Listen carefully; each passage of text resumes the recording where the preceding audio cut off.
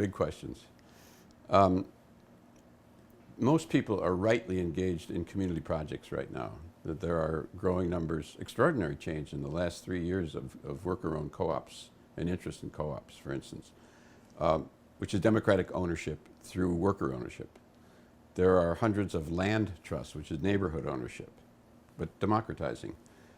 Some cities, Boulder, Colorado, just municipalized through city ownership its electric utility. There are 20 states looking at state-owned banks like the Bank of North Dakota. Legislation's been posed. So if you look around, there are 140 million people involved in one or another form of co-ops, some of them historical. Credit unions, this kind of garden variety credit union is a democratic bank, one person, one vote. And if you take them all together, you have $1 trillion in assets, as much as really many of the big New York banks. So the emergent at the local level, primarily, of lots and lots of experiments, many of them green, many of them democratizing wealth, is building up, I think, a group of people who are learning new principles.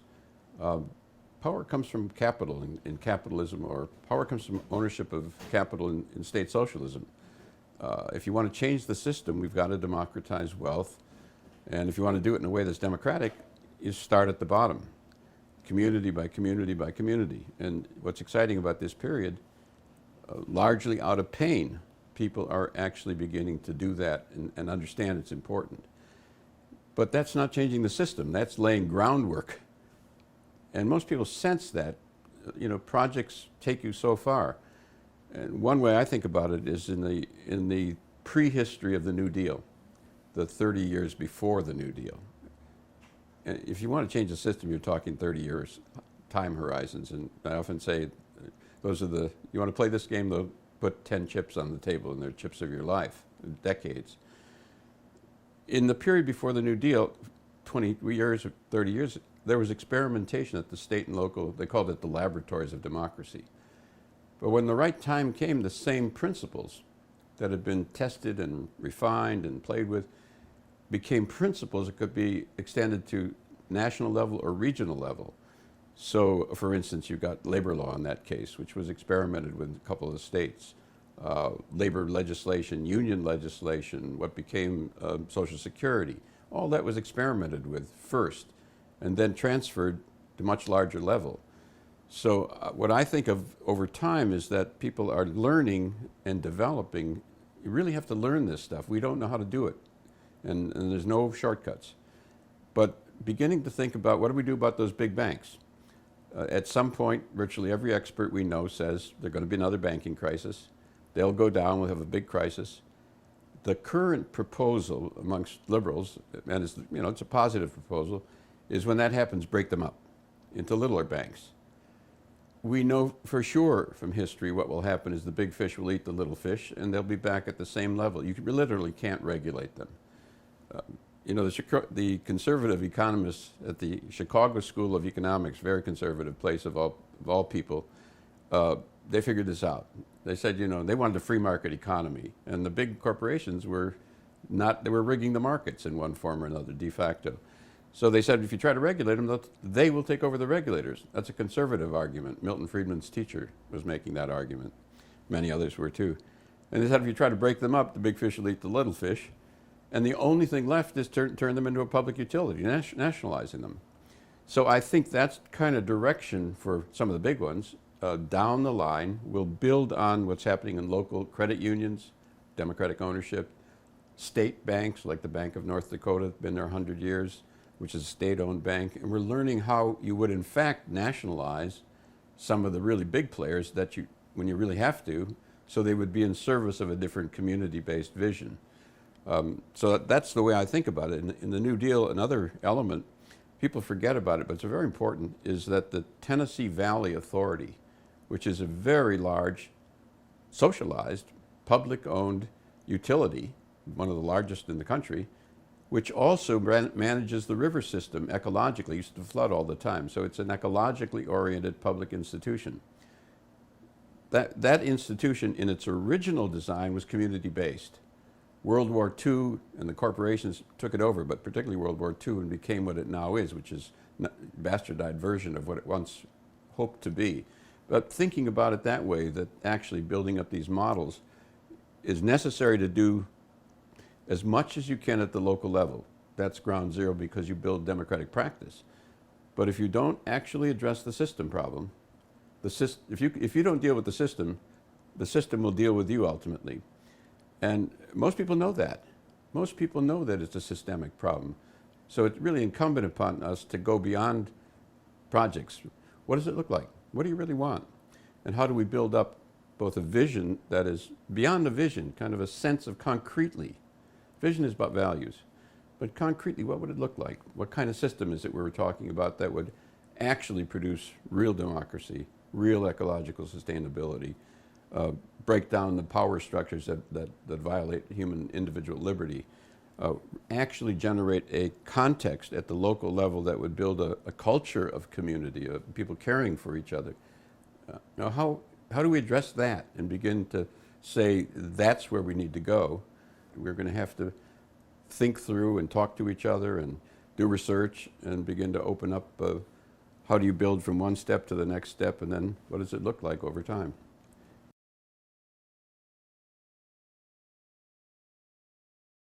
The Evergreen Model is not only worker or multi-stakeholder co-ops doing really significant things. So one of the largest urban greenhouses in the country, capable of producing 3 million heads of lettuce a year, is one of them, and another is a large industrial scale laundry, and then another one, significant scale, solar installation company, and they hope to build more and more. Those are all structured as freestanding worker co-ops or worker multi-stakeholder efforts. But unlike just worker-owned co-ops, which in a market economy are forced to compete with each other. It's a really important point because I'm a supporter of worker-owned co-ops. But we know that in a worker-owned economy, they're forced to compete. In the Evergreen Model, they are linked together with a nonprofit corporation, which is a community building corporation. Some of the profits go to the community. Some of them go to start new worker-owned companies in a complex that has a much broader purpose. It's the community as a whole that we're trying to build out for. So that's one distinction, and you could apply that at a larger scale to cities more broadly. We'll come back to that. But also, it's in part supported by the purchasing power of institutions that are significantly public. So universities and hospitals particularly have a lot of public money in them. Case Western Reserve, Cleveland Clinic, University Hospital in that particular very poor neighborhood, very poor, 40,000 people, maybe 40% unemployment, family income 21,000, very poor, mostly black. Right in the middle of them are these big institutions with huge amounts of money. They buy $3 billion, with a B, not an M, in goods and services a year, leaving aside their salaries and leaving aside construction. That's what they buy, and a lot of public money. So part of the model is to try to turn some of that purchasing into purchasing from companies, worker-owned companies, in this complex that will build the community. At the same time, they help the workers in the area. So it's a planning model, if you think about it. We don't particularly see that word very often, but it's an attempt to use these public and quasi-public resources to help stabilize and then rebuild the community, rather than either a worker-owned co-op or an entrepreneur who makes some money and then run to the suburbs. This is a community building strategy and not simply oriented even to just ownership.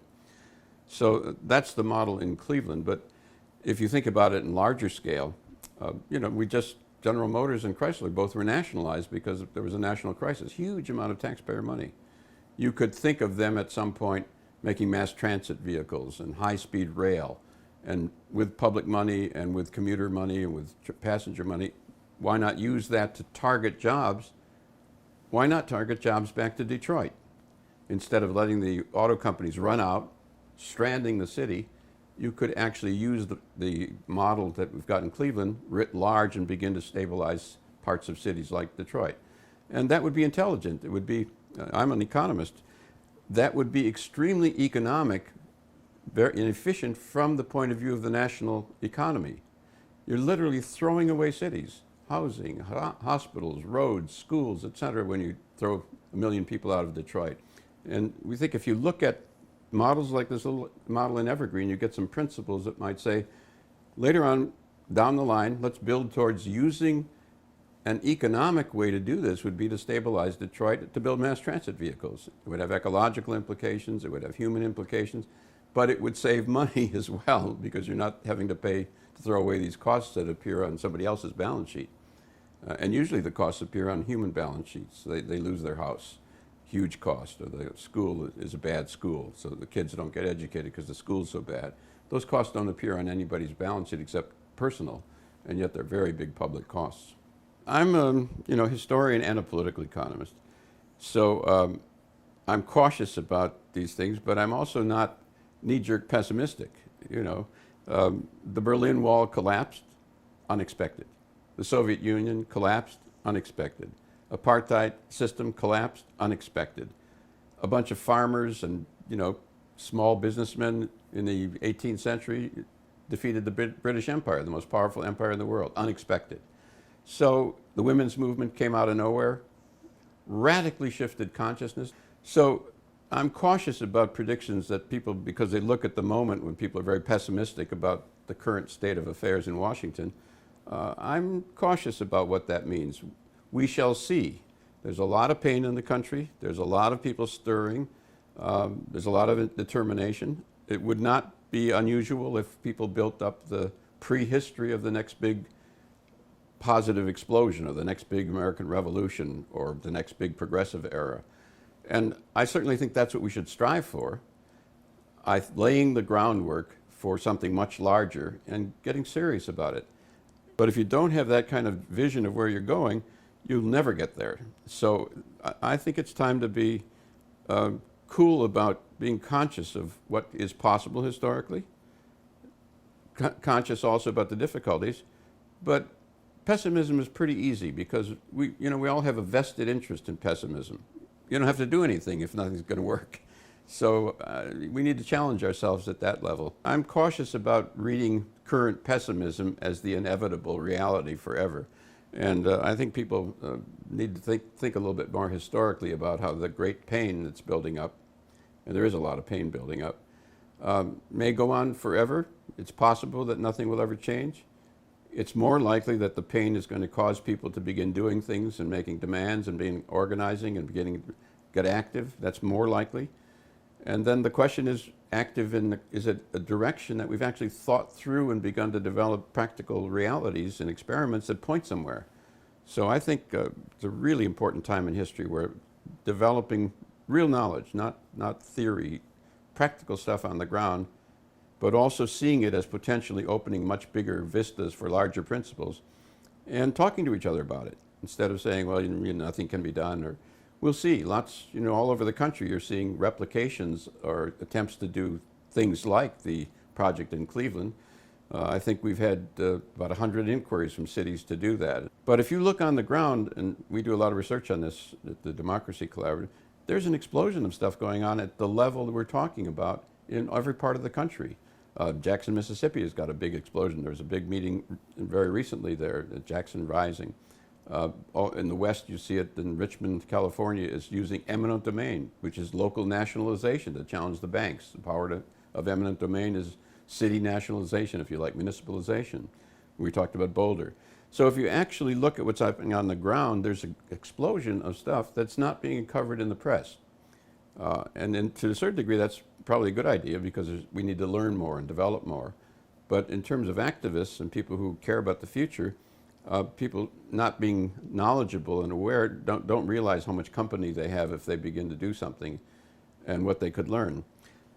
But now if you want to do it, there's a lot of people doing it, and you can find expertise to help you. So on the ground is one part. The other part is, how do we start it has two parts. How do we start a really informed, non-rhetorical discussion nationwide about how do we change the system? If you don't like corporate capitalism, you don't like state socialism, what is the model? And how do we open a thoughtful, intelligent, serious debate on that question? I mean, it's not beyond human possibility.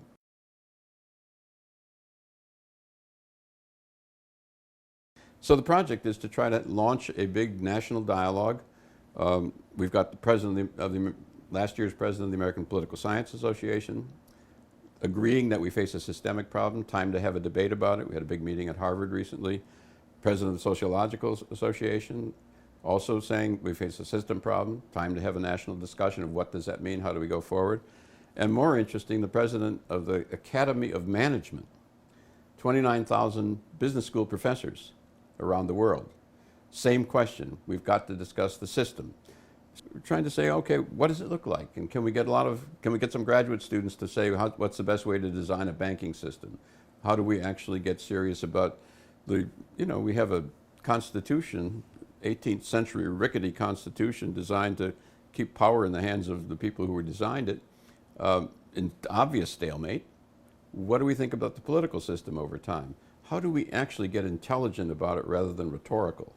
And that's the other, we think those two ingredients, if we can begin building from the ground and begin thinking serious ideas and strategies, to get those elements at least discussed, not rhetorically, but practically, a national conversation about this is what we're really trying to do.